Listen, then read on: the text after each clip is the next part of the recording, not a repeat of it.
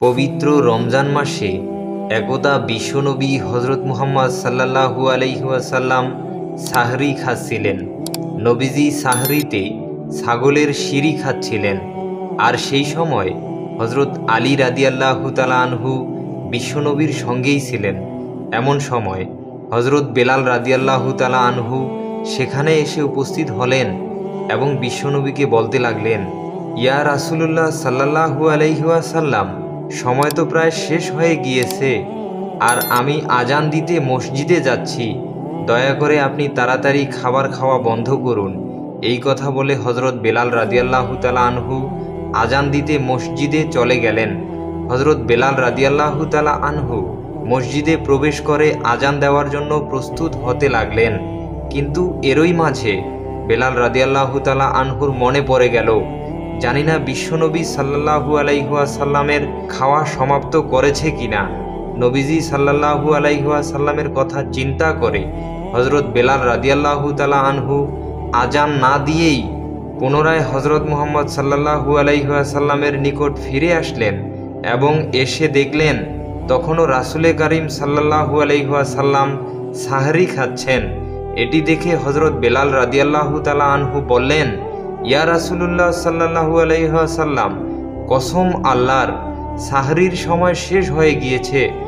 তখন রাসূলে আকরাম সাল্লাল্লাহু আলাইহি ওয়াসাল্লাম নিজের হাত মোবারক নিচে রাখলেন এবং বললেন, হে বেলাল, এখনো সময় বাকি ছিল, কিন্তু তোমার কসম খাওয়ার কারণে মহান আল্লাহ রাব্বুল আলামিন সেটিকে আগেই উদিত করে দিল, যাতে করে তোমার কসম যেন মিথ্যা না হয়ে যায়। তখন আলী রাদিয়াল্লাহু তাআলা আনহু বলতে লাগলেন, যদি বেলাল রাদিয়াল্লাহু তাআলা আনহু কসম না খেতেন তাহলে রাসূলে আকরাম সাল্লাল্লাহু আলাইহি ওয়াসাল্লাম যতক্ষণ পর্যন্ত সাহরি খেতে চাইতেন ততক্ষণ পর্যন্ত সুবহে সাদিক হইত না। সুবহানাল্লাহ। মদিনার আকাশে রমজানের আনন্দ ছড়িয়ে পড়ল, চারিদিকে সাহরির প্রস্তুতি। কিন্তু হজরত ফাতেমা রাদিয়াল্লাহু তাআলা আনহার ঘর ছিল নীরব, নিস্তব্ধ। হজরত ফাতেমা রাদিয়াল্লাহু তাআলা আনহু সারা রাত ইবাদত করার পর রোজা রাখবেন, তাই খাবারের জন্য এগিয়ে গেলেন। কিন্তু দেখলেন ঘরে এক ফোঁটা পানি ছাড়া আর কোনো খাবার নেই। তিনি একটু পানি পান করলেন এবং আল্লাহর কাছে দোয়া করলেন, বললেন, হে আল্লাহ, তোমার সন্তুষ্টির জন্যই আমি এই রোজা রাখি। তুমি যদি আমাদেরকে অভাব দাও সেটাও তোমার রহমত।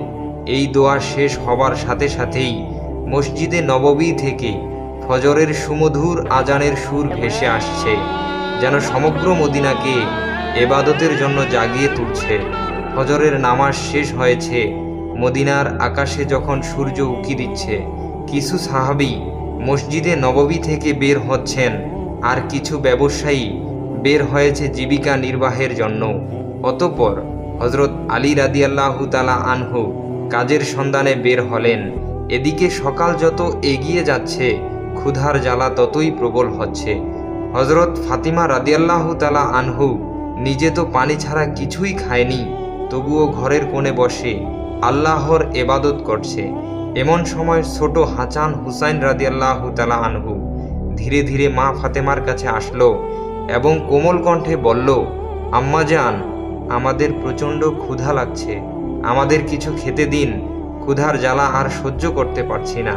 এই কথা শুনে হজরত ফাতিমা রাদিয়াল্লাহু তাআলা আনহার চোখের কোণায় পানি চলে আসলো, হৃদয়টা যেন হাহাকার হয়ে উঠল। তিনি কিছুই বলতে পারছেন না, তবু হাসি মুখে তাদের বললেন, বাবা, এই জীবন্ত পরীক্ষা মাত্র, বাবা একটু অপেক্ষা করো, ইনশাআল্লাহ তোমার আব্বাজান কিছু খাবার নিয়ে আসবেন। এটা শুনে শিশু হাসান এবং হুসাইন রাদিয়াল্লাহু তাআলা আনহু আনন্দিত হয়ে সেখান থেকে চলে গেলেন। কিন্তু তিনি নিজেও ইফতারের অপেক্ষায় আছে। তার নিজের প্রচণ্ড ক্ষুধা লাগছে, মাথাটা হালকা ঝিমঝিম করছে। তখন তিনি আল্লাহর কাছে দোয়া করলেন, বললেন, হে আল্লাহ, তুমি আমাদের রিজিক দাতা। আল্লাহ গো, তুমি আমাদের রিজিক দাও, তুমি আমাদের সন্তানদের কষ্ট সহ্য করার শক্তি দাও, তুমি আমাদের ঈমান দৃঢ় রাখো। এই কঠিন পরীক্ষার মাঝেও তার হৃদয়ে কোনো বিদ্রোহ নেই, কোনো হতাশা নেই, আছে শুধু ধৈর্য আর তাওয়াক্কুল। এদিকে হজরত আলী রাদিয়াল্লাহু তাআলা আনহু কোনো কাজের সন্ধান পেলেন না। সূর্য ধীরে ধীরে মধ্য আকাশে উঠে এসেছে। উত্তপ্ত রোদ ও গরমের তীব্রতা মদিনার মাটিকে ঝলসে দিচ্ছে। কিন্তু বাড়ির কথা ভাবতেই হজরত আলী রাদিয়াল্লাহু তাআলা আনহার চোখে পানি চলে আসলো। অবশেষে হজরত আলী রাদিয়াল্লাহু তাআলা আনহু এক সাহাবীর বাড়িতে গেলেন এবং সালাম দিয়ে বললেন, ভাই, আমাদের বাড়িতে কোনো খাবার নেই, কোনো কাজের সন্ধান দিতে পারবেন? তখন সাহাবী বলল, ইয়া আলী, আল্লাহর কসম, আমি যদি কিছু পেতাম তাহলে নিশ্চয়ই তোমার জন্য রাখতাম, কিন্তু আমার ঘরেও কয়েকদিন ধরে চুলায় আগুন জ্বলেনি, আমিও না খেয়ে আছি। এই কথা শুনে হজরত আলী রাদিয়াল্লাহু তাআলা আনহু স্তব্ধ হয়ে গেল। তখন তিনি সান্ত্বনা দিয়ে বললেন, নিশ্চয়ই আল্লাহ তাআলা কোনো না কোনো ব্যবস্থা করবেন। অতঃপর হজরত আলী রাদিয়াল্লাহু তাআলা আনহা আবারও কাজের সন্ধানে বের হলেন।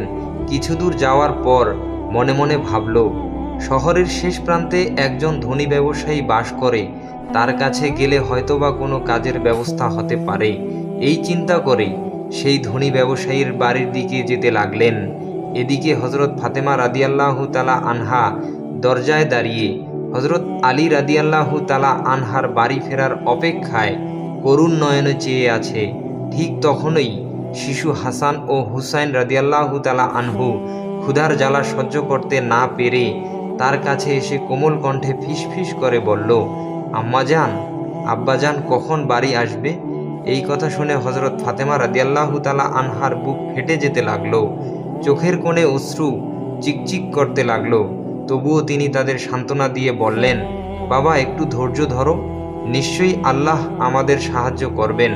অতঃপর হজরত আলী রাদিয়াল্লাহু তাআলা আনহু সেই ধনী ব্যবসায়ীর বাড়ি গিয়ে সালাম দিয়ে বললেন, ভাই, আপনার কাছে কোনো কাজ আছে? আমি কাজ করতে চাই। এই ধনী ব্যবসায়ী কিছুক্ষণ চুপ থাকার পর বললেন, হ্যাঁ, আমার খেজুর বাগানে কিছু কাজ আছে, তুমি সেখানে কয়েক ঘন্টা কাজ করতে পারো, কিন্তু আমার একটা শর্ত আছে। কাজের মূল্য হিসেবে আমি কোনো টাকা পয়সা দিতে পারবো না, আমি তোমাকে কয়েকটি খেজুর দিতে পারি। তখন হজরত আলী রাদিয়াল্লাহু তাআলা আনহু নিজের পরিবারের কথা চিন্তা করতেই হৃদয়টা কেঁপে উঠল, চোখে যেন জল চলে এলো। তিনি সঙ্গে সঙ্গে এই কাজ করার জন্য রাজি হয়ে গেল। অতঃপর হজরত আলী রাদিয়াল্লাহু তাআলা আনহু খেজুর বাগানে কাজ করতে লাগলো। খেজুর বাগানের মালিকের নির্দেশ অনুযায়ী সমস্ত কাজ একাই শেষ করলেন। এভাবে কয়েক ঘন্টা অক্লান্ত পরিশ্রম করার পর হজরত আলী রাদিয়াল্লাহু তাআলা আনহু এই ধনী ব্যবসায়ীর কাছে এসে বললেন, আপনার নির্দেশ অনুযায়ী আমি সমস্ত কাজ শেষ করেছি, এবার আমার মূল্য পরিশোধ করুন।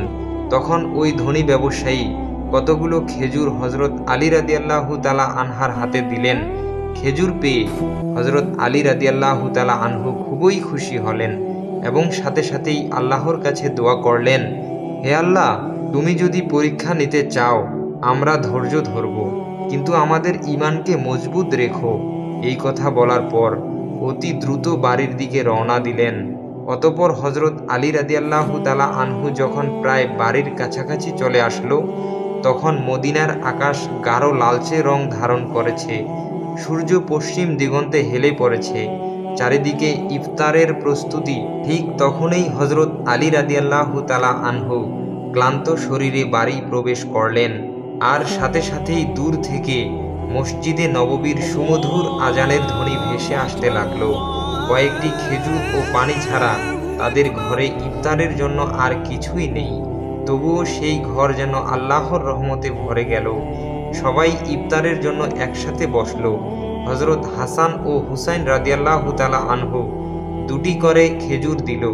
হজরত আলী রাদিয়াল্লাহু তাআলা আনহু দুটি খেজুর এবং হজরত ফাতিমা রাদিয়াল্লাহু তাআলা আনহুর দুটি খেজুর নিল। ইফতার করবেন।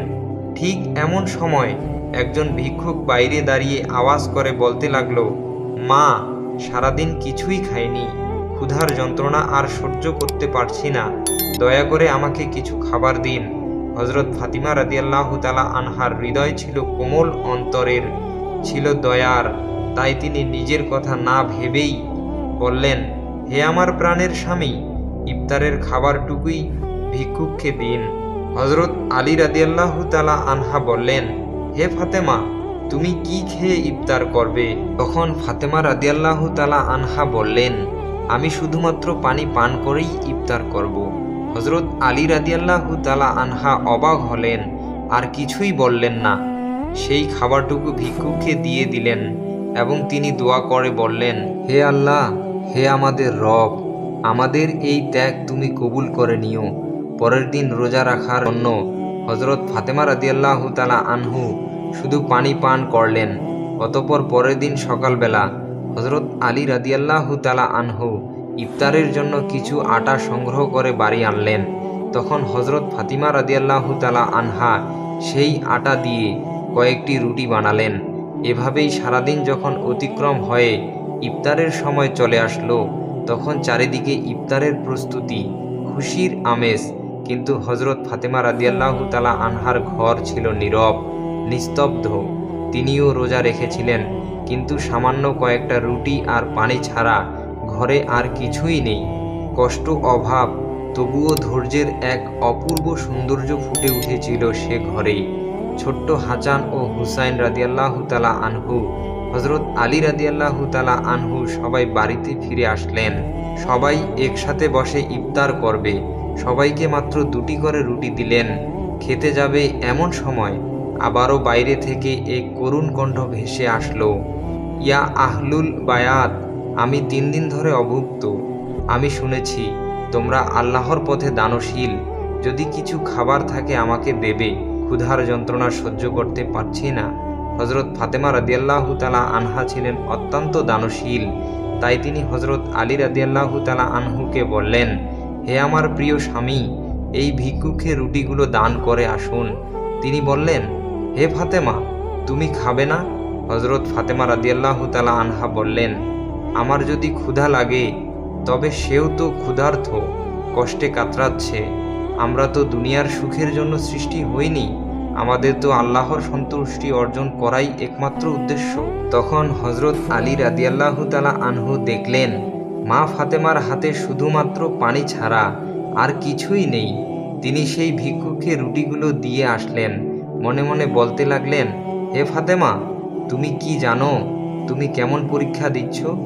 নিজে না খেয়ে অপরকে খাওয়ালে নিশ্চয়ই আল্লাহ তাআলা তোমার এই দান কবুল করবে। ঠিক ওই সময় আল্লাহ রাব্বুল আলামিন হযরত জিবরাইল আলাইহিস সালামকে হুকুম করলেন, জিবরাইল, তুমি যাও আমার প্রিয় হাবিব মুহাম্মাদের প্রিয় কন্যা ফাতেমা যেভাবে ত্যাগ, ধৈর্য, কঠিন পরীক্ষা দিয়েছে তা অতুলনীয়।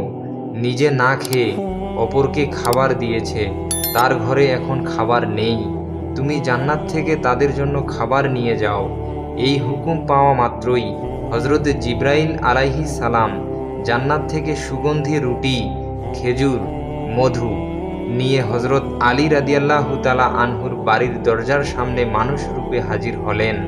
তখন হযরত ফাতেমা রাদিয়াল্লাহু তাআলা আনহু শুধুমাত্র পানি পান করে আবার আল্লাহর ইবাদতে মগ্ন ছিলেন। ঘরের বাইরে থেকে আবার এক আওয়াজ ভেসে আসলো, হে আহলুল বায়াত। এই কণ্ঠ শুনে হযরত আলী রাদিয়াল্লাহু তাআলা আনহু চমকে উঠলেন। তখন হযরত আলী রাদিয়াল্লাহু তাআলা আনহু ঘরের বাইরে বের হয়ে দেখলেন একজন সুপুরুষ হাতে একটি পাত্র নিয়ে দাঁড়িয়ে আছে। তিনি জিজ্ঞেস করলেন, আপনি কে? অপর দিক থেকে উত্তর এলো, আমি আল্লাহর পক্ষ থেকে প্রেরিত একজন দাস। তোমরা যেভাবে তোমাদের ক্ষুধা সহ্য করে অন্যের মুখে খাবার তুলে দিয়েছ, আল্লাহ তোমাদের জন্য জান্নাতের রিজিক পাঠিয়েছেন। এই কথা শোনা মাত্রই হযরত আলী রাদিয়াল্লাহু তাআলা আনহুর অন্তর কেঁপে উঠল, তার চোখে জল ভরে গেল। অতঃপর জিবরাইল আলাইহিস সালাম খাবারগুলো দিয়ে সেখান থেকে বিদায় নিলেন। তখন হযরত আলী রাদিয়াল্লাহু তাআলা আনহু খাবারগুলি নিয়ে ঘরে প্রবেশ করলেন এবং বললেন, হে ফাতেমা, দেখো দেখো দেখো, আমাদের রব কত মহান, আমাদের জন্য জান্নাত থেকে রিজিক পাঠিয়েছেন। এই কথা শুনে হযরত ফাতিমা রাদিয়াল্লাহু তাআলা আনহা ধীরে ধীরে সেখানে এলেন। এগুলো দেখে বিস্ময় হতবাক হয়ে গেলেন। এক মধুময় নয়নে ওই পাত্রের দিকে তাকিয়ে রইলেন আর মনে মনে ভাবতে লাগলেন, হে আল্লাহ, তুমি কতই না মহান। তিনি বুঝতে পারলেন এটি কোনো সাধারণ খাবার নয়। এত সুগন্ধি রুটি, মধু, খেজুর, এ তো জান্নাতের খাবার। এদিকে শিশু হাসান এবং হুসাইন রাদিয়াল্লাহু তাআলা আনহু সেখানে এসে বললেন, আম্মাজান, খাবারগুলো কাদের এবং কোথা থেকে এসেছে?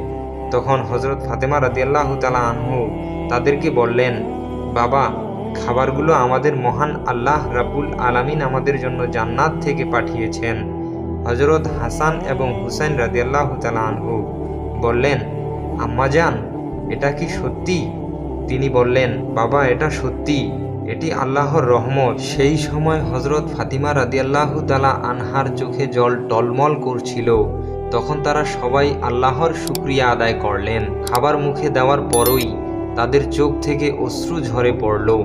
এই খাবার ছিল আল্লাহর ভালোবাসার প্রমাণ।